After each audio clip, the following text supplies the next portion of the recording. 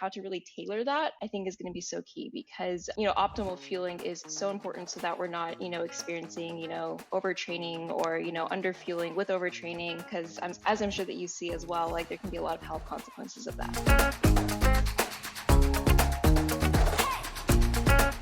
Hello and welcome to the Eat More Carbs podcast. I'm Jenna Fisher and I'm here with my co-host Reilly Beatty. Today we have an intuitive eating dietitian, Emily, on to help answer some questions. Emily, thank you so much for being on the podcast. Yes, well, I'm so glad to be here, first of all, and I'm so glad to be on this podcast. I love this podcast, so I think this would be a great conversation.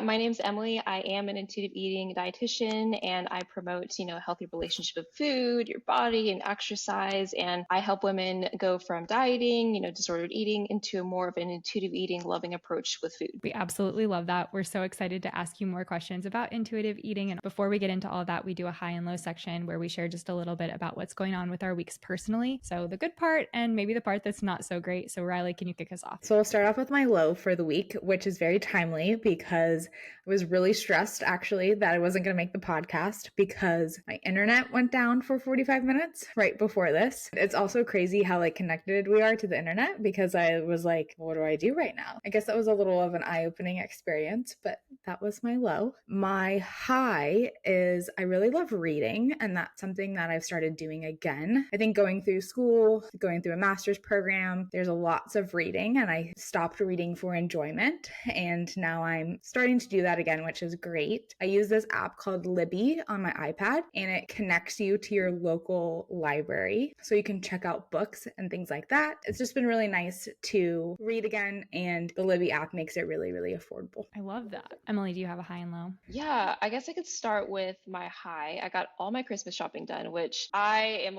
on the roll this year. I'm super excited about that because I'm just trying not to overthink it, because that happens to me every single year where I overthink my gifts and then I just wait until 2 weeks before and then I get super stressed. So I'm nope, not this year. But it's also I live in Austin and it is 70 degrees outside right now.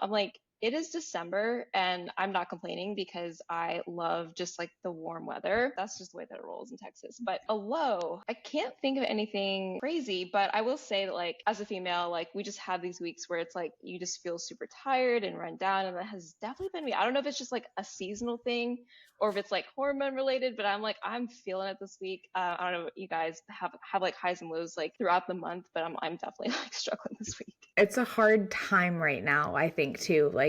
Thanksgiving was kind of early, so we're in the Christmas spirit or holiday spirit, and then we're still kind of far away. Definitely. I will wrap up our high and low section before we get into some questions. My high is that it's also really beautiful here right now. I'm in Arizona and it's just gorgeous and I love getting outside, and it's been so nice to kind of get out and explore right now and just enjoy the nice weather. My low kind of goes along the same side of things, with it being so incredibly dry here. I'm having the worst luck with my contacts. I wear monthly contacts, and by week 2 of my contacts, I'm ready to pull them out of my eyes and throw them out because they just are so dry and terrible. So I think I have to switch to daily contacts. I don't know if I love that as much. I just feel it'd be more to keep track of. I feel that with the contacts. Hence I'm wearing the glasses right now. Yes, also I feel that on the contacts. Emily, we're so excited to have you on. We get a lot of questions about intuitive eating, and I think that terminology is really thrown around a lot. So really excited to have you on, help us define that term and just to learn more about it. Yeah, of course. Well, like I said, I'm open to any questions, so feel free to drop them. Can you explain what intuitive eating is and kind of what are the benefits of intuitive eating? Yeah, so that's a great kind of starting question. The way that I like to kind of define intuitive eating as, if diet culture didn't exist, if diets didn't exist, intuitive eating would just be normal eating.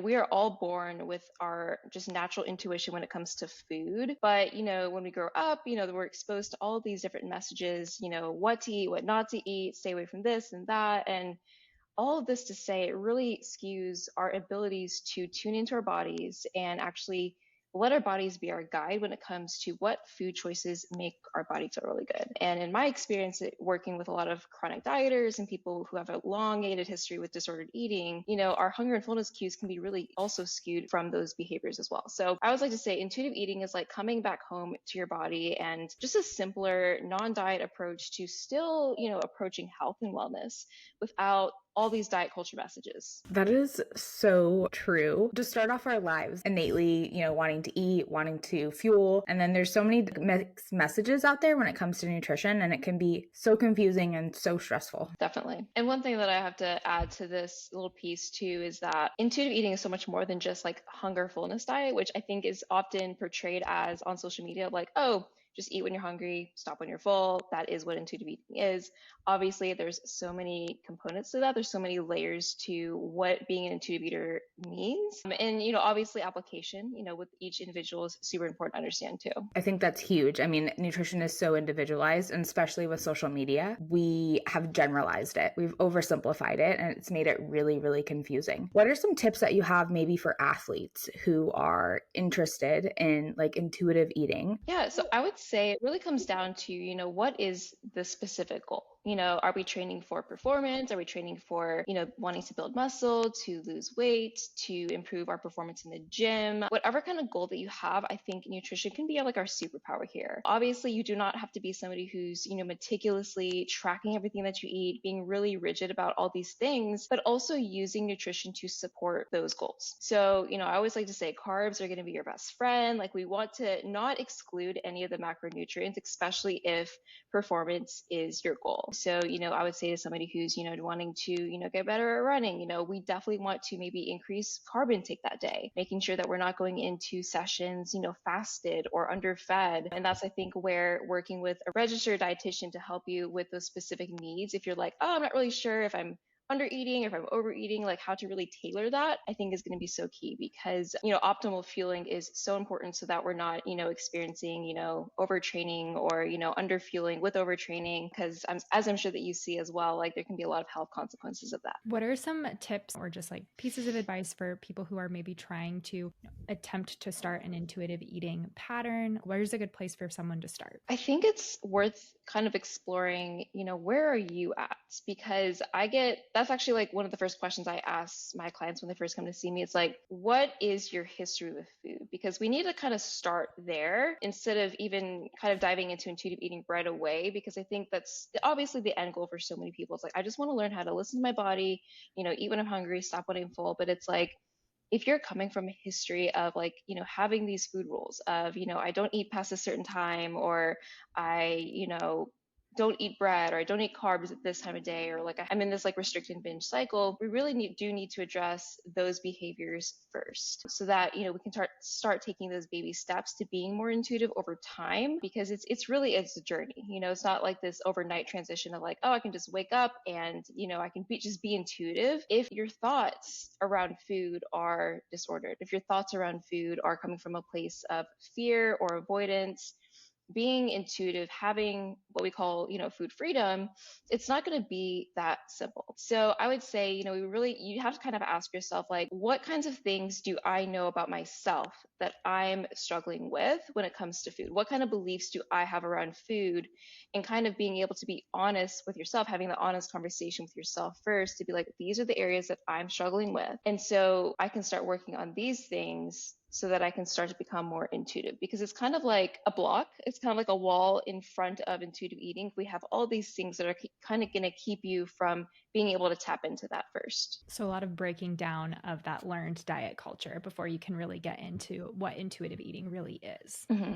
Definitely. Because it's like, if we're listening to all these food rules and we're trying to be intuitive as well, it's like, well, how is that really going to work? It's kind of like this going to be this like tug and pull of like, well, I'm trying to listen to my body, but if I'm still hungry and I'm not giving myself permission to eat because I'm telling myself I shouldn't eat more because I have these food rules, it's like, well, that's going to keep you from listening to your body. And vice versa, if I get somebody who's struggling with binge eating and that's like their normal, they may think that intuitive eating just like, is just this free for all of like, oh, well, I'm just going to continue to eat all these things because I have full permission with food. But, intuitive eating is not just like this permission slip to binge, because that's just not the way it works. So yeah, it definitely said it does involve more of tapping into where you're at, what your history is, and where you're currently at right now. I'm really glad that you brought up a couple of those points. I think one of the big things that we see with athletes is this like binge restrict cycle, especially like this backloading of nutrients, because people are busy all day long, or they have, these food rules that they're they're following. So that leads to underfueling. And we see this,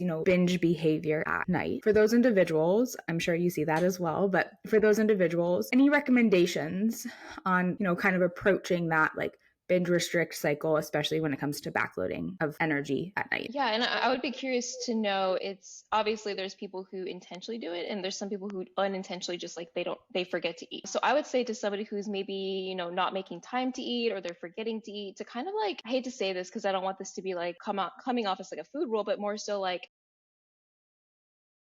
so that you're not, unintentionally restricting if that's kind of been your default. So like I always say, like, plan the night before. It's like, when am I going to have time for breakfast? When am I going to have time for lunch? How can I make time to eat? How can I maybe get in like an afternoon snack? So that way, I'm not going like 6 hours without food and then coming home after a long day and, going ham on all this food. Or like I said, like with energy needs, it's like, you don't want to go at the end of the day to realize, man, I didn't eat this entire day. Therefore, I have to eat all this food so that I'm supporting my fitness goals. So I would say planning can be great for somebody who may be struggling with that unintentional under eating, or maybe even somebody with ADHD, because I know ADHD and binge eating are very closely related, because it's like you start working on a task and you forget like time just doesn't even exist. So I think for those specific individuals, I would definitely say having some kind of structure in the day would be preferred. And you can definitely be intuitive with food while still having some structure. Again, intuitive eating is not about like just eating whenever. Obviously, we do have lives, we do have jobs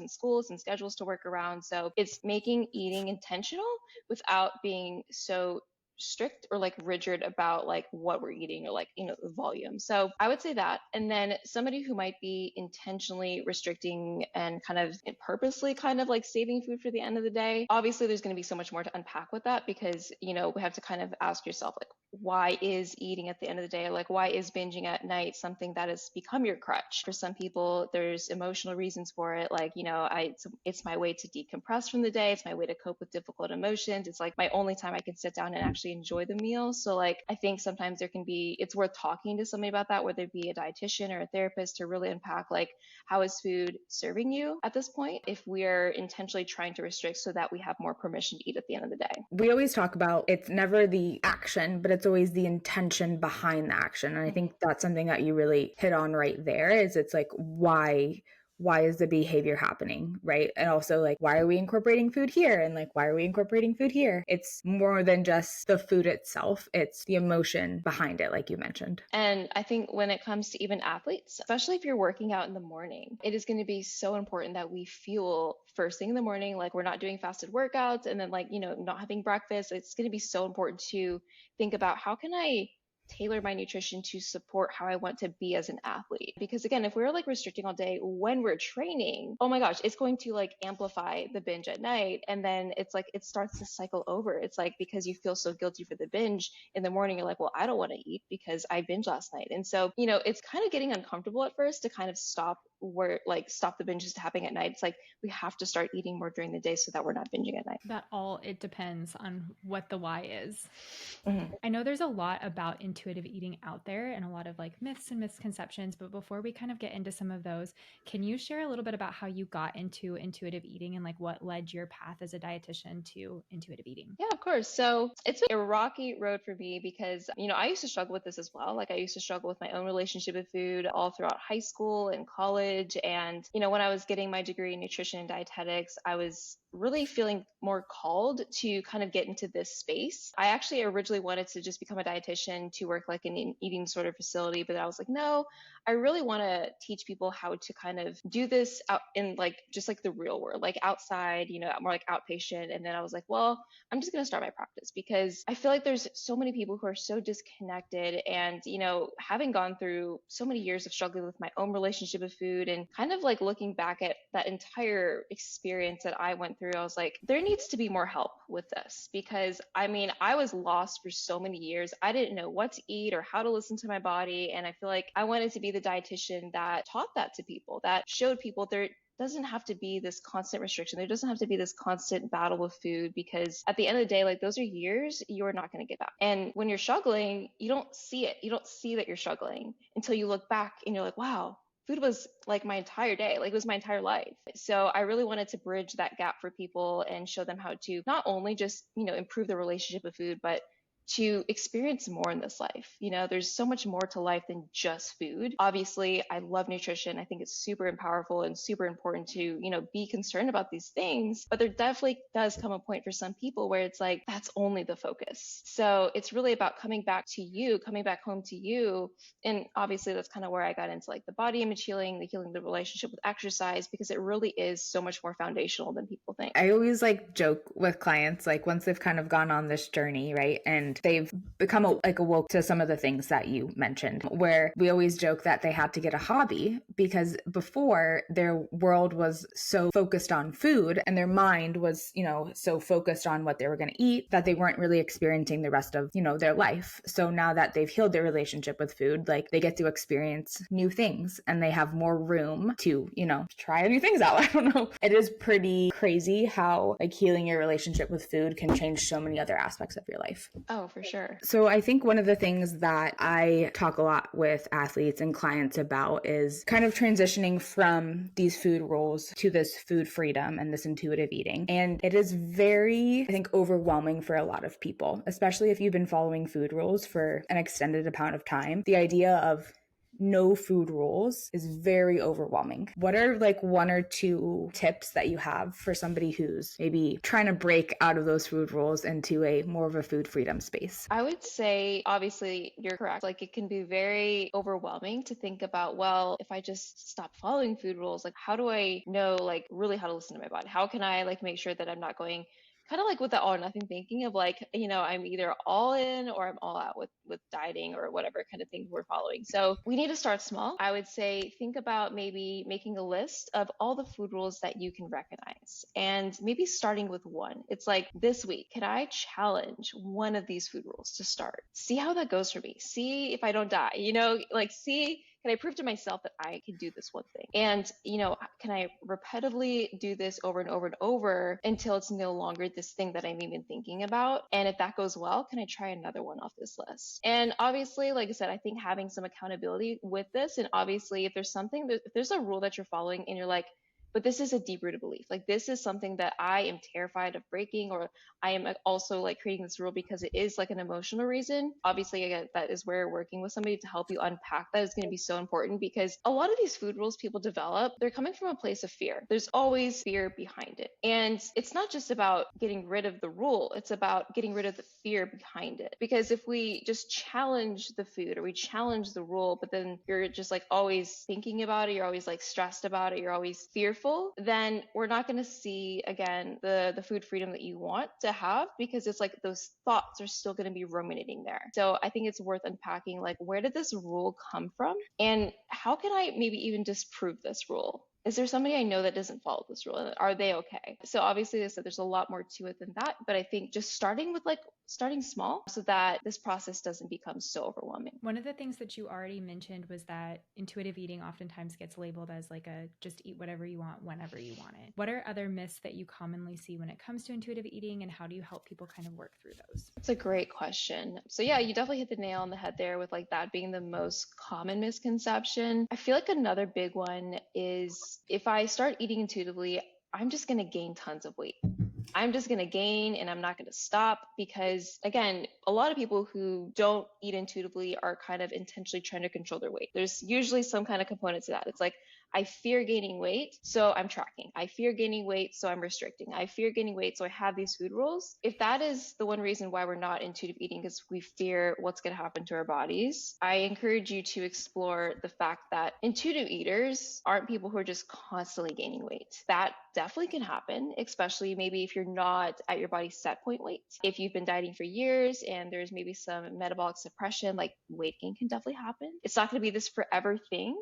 But again, this is where understanding nutrition science, understanding what's metabolism, understanding the way that bodies work does come into play, because everybody does naturally have a set point range within their body feels the most comfortable. And I say this with nuance because obviously there are people who are far past their set point weight, but these people maybe aren't actual intuitive eaters. Because what I've experienced is a lot of people who kind of continue to gain weight after, starting this intuitive eating process. Maybe they're not actually intuitive eating, but they think that they are. Because there's, again, so much more to the hunger and fullness hormones that can be skewed from chronic dieting over time. So that's something to just be aware of, is that intuitive eating doesn't mean that you're just going to continue to gain weight forever. It doesn't mean that weight gains can even happen at all. I've actually worked with people who've lost a little bit of weight from intuitive eating because they got out of this restrict and binge pattern. So sometimes we need to, take the focus less away from the weight and more on like your relationship with food. And more often than not, your body is going to fall into a place where you can eat the foods that you enjoy, not be in this restrict and binge pattern, actually live the life that you want to live. And your weight's going to be more stable than constantly dieting or following all these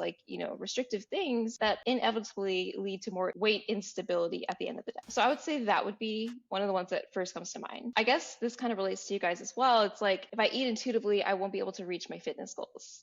And again, totally not the case. Like, there's so many athletes out there who are intuitive eaters. There's so many people who don't track specifically like to the gram of everything, because for most people, they don't want to do that. That's not going to be sustainable. So really, it's about obviously understanding that, yes, macronutrients are important to care about. It's important to make balanced meals. It's important to make sure that we're eating enough. And when I say enough, obviously that's going to be to the individual and like having some education about like what your goals are, like where you're at. But you can definitely still approach fitness goals being an intuitive eater, but also just being intentional about the way that you're feeling your body to support those goals. So if your goal is to build muscle, it's like, can I make sure that I'm eating in a slight surplus? Maybe like adding in an additional snack. So if my eating patterns have relatively been the same for a while, can I add in an additional high protein snack to see how that goes for me? And maybe I stay on that for a while. Maybe I continue to do that for a couple weeks. And if I'm not seeing the results that I want, maybe I can eat a little bit more and like continue to add on to that. So that way we're again not kind of, restricting or tracking or being so specific about that. And if your goal is to, again, get better at running or whatever that may be, using carbs here is going to be your best friend. So like, before and after your runs can best support that as well. So what I'm hearing from you is it's a journey, and we have to consistently check in with our body. It's not just no food rules and I'm going to be okay. It's continually checking in with our body, making sure that we're providing the right nutrients, seeing how our body feels, and then also being okay with listening to our body. Yeah, I mean, I would definitely say too, a lot of people, when they first start intuitive eating, they kind of have this like, screw it mentality. Like, I'm so done with dieting. I'm so done with food rules. So there might be a period where you do kind of have that mentality. But I think that's often why people get scared. It's like, because I have this fear, I just can't trust my body, they kind of go back. So it's so important to kind of stick that out until it becomes a little bit more natural. So Emily, we have a couple questions for you. The first one is, what is your favorite carbohydrate? We have to know. It's the Eat More Carbs podcast. So what's your favorite carb? Oh my gosh. I have to go with Japanese sweet potatoes, and a lot of my OG followers know this. Like, I've been eating those for years. Those are my favorite. How do you cook them? I love to I'm simple. Like, I love to just slice them either like in wedges or like in rounds, and I put like cinnamon and sea salt on them, roast them with avocado oil, and then I like to eat them cold. I don't know if you guys do that as well, but like, I like to eat them cold with like nut butter and like some yogurt. Oh my gosh, it's like so freaking good. I haven't done that in so long, but it is such a good combination. I can't believe I forgot about that. Yes. Yeah, like you take them out and then you put them in the fridge, let them cool down a little bit. So good. What is your favorite pre-workout fuel? So I honestly, like, I feel like I have like a sensitive GI system. So like, I like to do something simple carb, like, so either some toast with some like jam or some rice cakes with like a little bit of nut butter, just something that I can like grab and go. So that way I have like a little bit like of just simple carbs in my system. And then I might do like a little bit of like a protein. So I have like those core power shakes, and I put a little bit of that, like the chocolate one, into a little bit of coffee, just like a little bit, and make myself like a little protein drink. And like, I usually sip that on the way to the gym and like eat my snack. And I love it because it's just easy to kind of get through my workout. I feel energized, and then I just fuel after with a regular meal. That was going to be my next question, was going to be, what's your favorite post-workout fuel? But it sounds like you have a meal. So what does a meal look like for you after training? So I train in the morning usually. I typically have breakfast after. So I'm a huge toast person. I love doing avocado toast with some eggs, some feta cheese. I might do some like turkey bacon or turkey sausage on the side. I'm also big on big yogurt bowls. So I do like yogurt and cottage cheese. I put like a lot of fruit in there, granola. It really just depends on what I'm feeling, but I like to keep things simple. Simple stuff works. And then our last question has nothing to do with food, but We're big shoe people here. Jenna's looking for a pair of running shoes. So what is your favorite pair of kicks? So I actually got some new shoes recently that I love. It's like the brand called On. Have you guys heard of that? I just got some shoes from them, and I'm actually like just got them this week. They're super comfortable, and I've been looking for some really good just walking shoes because I have a trail near me, and I love those. They're super comfortable, and I don't run, but if anybody does run, I feel like those would be such a great shoe. That's come up a little bit. That they're on Cloud, right? Is that the same brand? A couple people have mentioned that, so I might have to get myself a pair. I don't know. It was a splurge, I will say. Emily, thank you so much for being on the Eat More Carbs podcast. We've so appreciated all of your insight on intuitive eating. For anyone listening that might want to learn more about intuitive eating or ask you any questions, what is the best way for them to reach out, find you, or follow you? You can find me on Instagram. I'm usually most active on there, so my handle is at Emmy's Yummies. I also have a website, so I'm sure they'll link that in the show notes as well. And I'm also on YouTube, and I have my own podcast as well. So you can find all of this on my Instagram. So I would definitely say go to my Instagram first. We will leave all of Emily's information in the podcast description so that way you can reach out and find her very easily. Thank you again so much for being on the podcast. And thank you all for so much for listening to the podcast. Make sure that you rate, subscribe, and review. If you have any questions for Reilly and I that you would like answered on the podcast, you can leave them, or you can find us on Instagram. We're at the Eat More Carbs podcast. You can also find Reilly on Instagram at reilly.beatty.nutrition, and you can find me at jenna.fisher.nutrition. Thanks again for listening, and remember to eat more carbs.